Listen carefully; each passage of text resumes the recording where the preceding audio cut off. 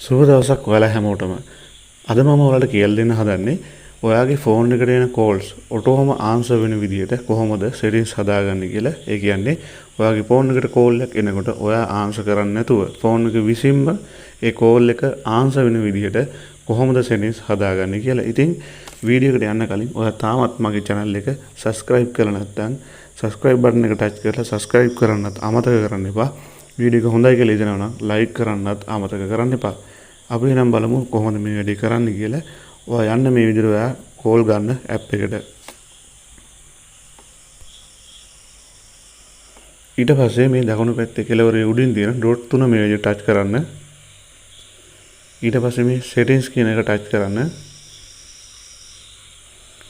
ඊට පස්සේ මෙතනින් ඔයාලට බලා ගන්න පුළුවන් calling accounts කියලා තියෙනවා. මෙන්න මේක ටච් කරන්න.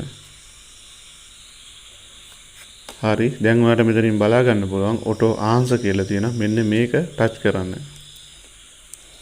ඊට පස්සේ මේ auto answer කියන එක දකුණු පැත්තේ ඔයාලට පේනවා මෙතන ටික් එකක් තියෙනවා. මෙන්න මේ ටික් එක මේ විදිහට on කරගන්න. හරි, මෙන්න මේ විදිහට on කරගත්තට පස්සේ මේ මොහොතේ ඉඳන් ඔයාගේ ෆෝන් එකට එන හැම කෝල් එකක්ම auto answer වෙනවා.